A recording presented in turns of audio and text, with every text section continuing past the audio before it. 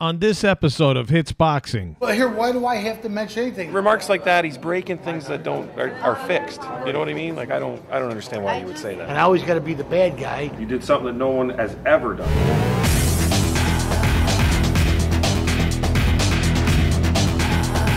Bobby Hitz grew up on the west side of Chicago. When he was an amateur, he won the Golden Gloves Championship. Then he turned pro and had a fight with George Foreman. After that, Bobby was a hometown celebrity in Chicago. I mean, this guy knew everybody. When Bobby Hitz left the ring, he became a champion boxing promoter.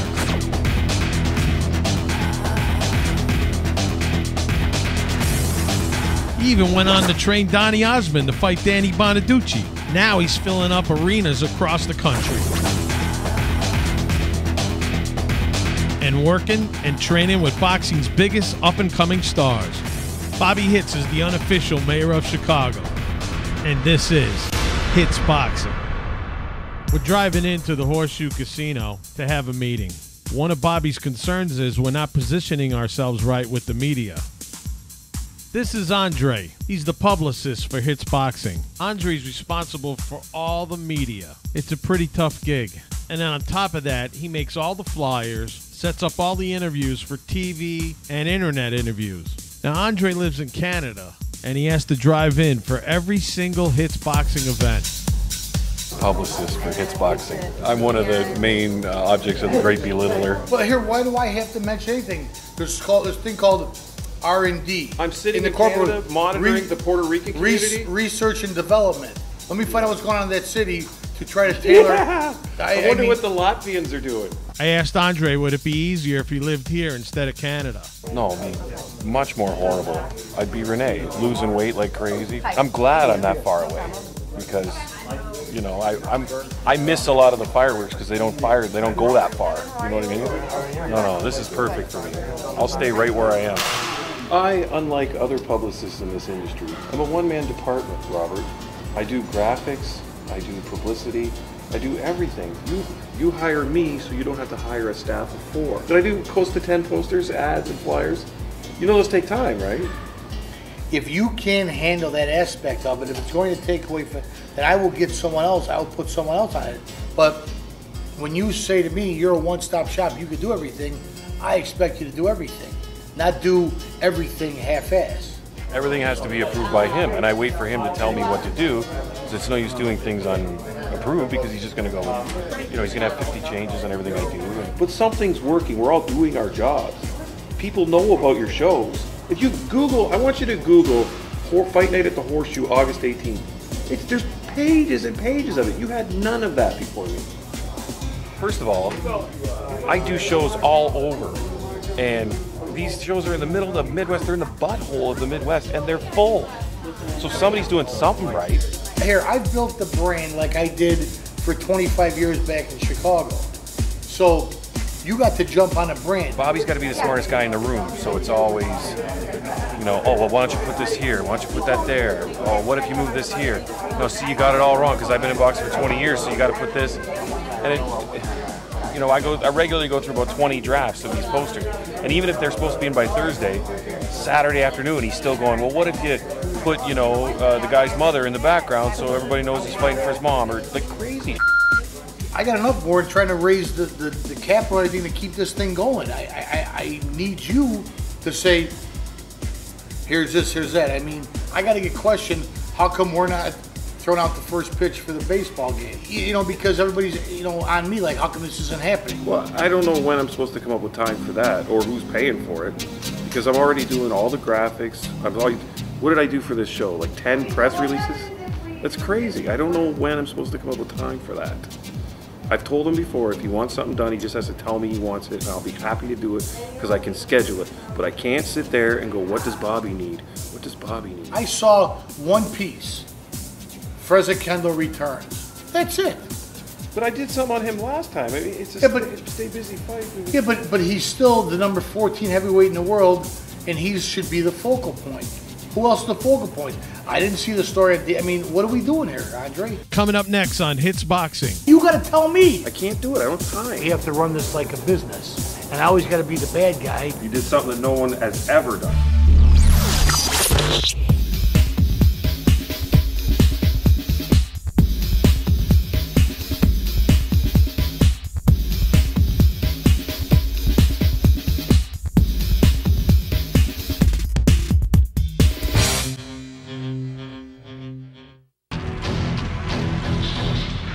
We've created a Chicago destination that's truly unprecedented. A celebration for the senses, where the night comes alive and stars electrify your soul. The all-new Horseshoe Casino, where entertainment knows no bounds. Now open.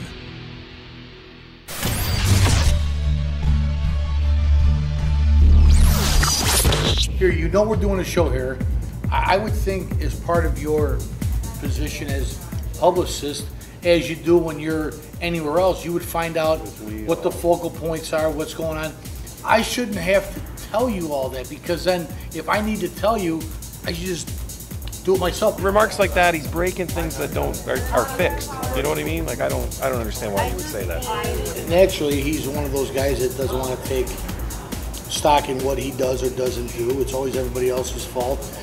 You know, he gets all salty when I want to take some responsibility away from him and give it to someone else, because he wants, he doesn't want to lose that control. But control of what? 100% of nothing is nothing. I'd rather have him do 100% of his 50% job than do 50% of his 100% job. You get where I'm going? I shouldn't have to tell you everything. You should tell me.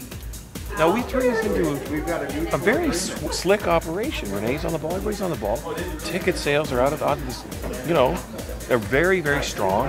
I don't, you know, remarks like that, he's breaking things that are fixed. You know what I mean? Like I don't understand why you would say that.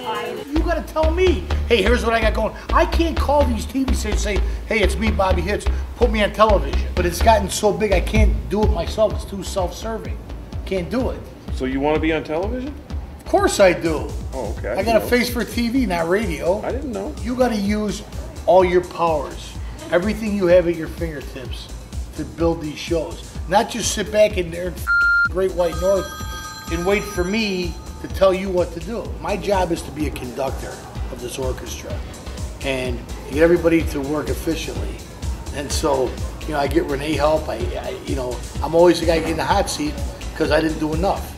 I didn't pay enough or whatever it is. It's like ridiculous. Last show, you had a fight fall at the last minute. And you fought. I saved and the you day. fought. You saved the day? I saved the day. I thought Jeff saved the day. No, I said call Jeff Guy said Packer. he saved the day. I said call Guy Packer. I'm the one who saved the day.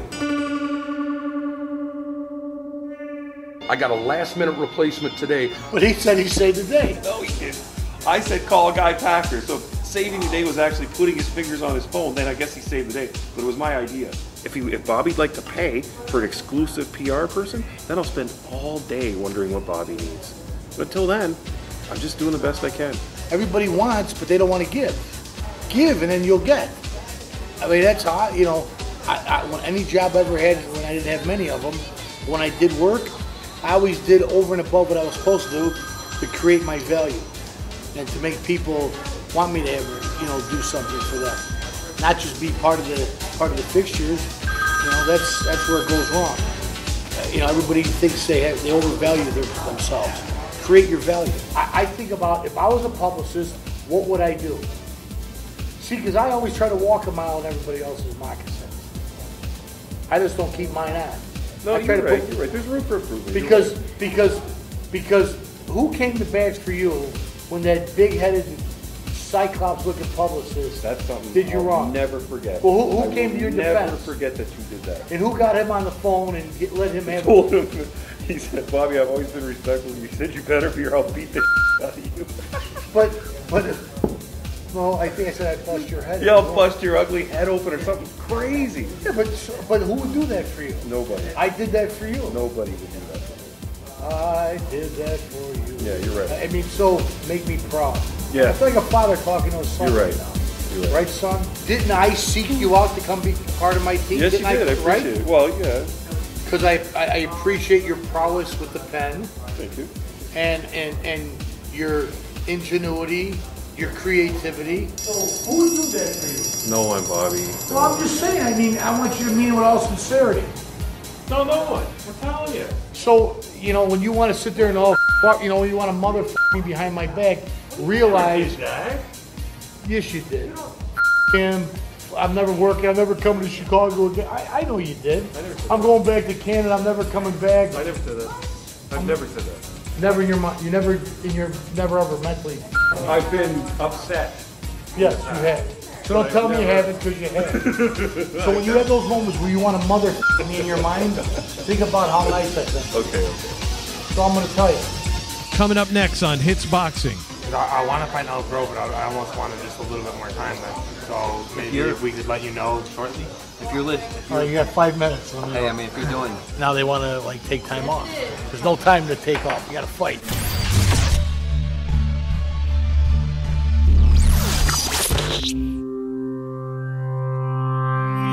One luxury dealer in Naperville offers you an extraordinary experience. Announcing the newly renovated Mercedes-Benz of Naperville, where driving the world's finest luxury cars is more affordable. Lease a new Mercedes-Benz C-Class for $349 a month. Or get a remarkable low 1.9% financing on a new Mercedes-Benz for a limited time only. Visit mbofnaperville.com. Hey, do you want more Hitz Boxing? Then visit hitzboxing.com for all the latest episodes and updates on what's going on with Hitz Boxing. Hey, and Hitz Boxing's on Facebook too, so do like Bobby says. Social media is now. That's facebook.com/Hitz Boxing. There's another round of Hitz Boxing, and it starts right now. This is Simon the Punisher Butner. He's one of Hitz Boxing's newest team members. Bobby's got him on a fight card coming up, but Simon can't make it and says he needs more time to train. That, or if we can get some more time, you know. Well, I mean, When's your next I know you want it. I know you want to do it. I would almost. Is it in November back here? yeah. Okay. Because I want to find out Grow, but I almost wanted just a little bit more time then. Yeah, we want to do a little sparring, get a little more. Try to push it a little bit So more. you want to take? So you want to miss September? Yeah, but I mean, I know. But I wanted to find out Grow, so maybe if we could let you know shortly. If you're listening. All right, you got 5 minutes. Hey, I mean, if you're doing. I know you're doing it for us, part of it, you know. Yeah, I mean, really, yeah. But. I mean, because here, my idea, I mean, geez, we'll have 3 fights in by the end of the year already, you know what I'm saying?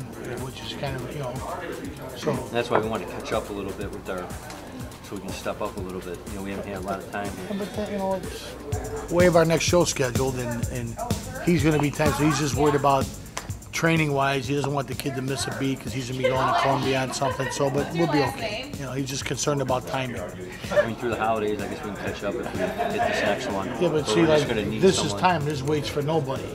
And, you know, I don't want him to lose any time. He's got some momentum going. You have to totally, you know, I mean, you're gone. I'm going to be gone from the 18th to the 24th. But So, I mean, here's the point. So you have from now, he'll keep moving, you know what I mean? right. I know we're gonna get someone really tough. Right. And so, because I know what you want. No, I know what you want to do. I know you want to step it up, so we'll be good. All right. Don't worry. You know, the last thing I want to see is a guy that I'm offering fights with. All of a sudden he wants to take off when the whole thing these guys want to do, they want to fight all the time. So now I'm giving you another fight, and you know, now they want to like take time off. There's no time to take off. We got to fight. Next time on Hitz Boxing. I can't create this whole tsunami of nonsense. Everybody wants to make it a party in the back. You know, this is a misprint. It says super middleweight. It's going to be the WSBC light heavyweight. We'll deal with him next.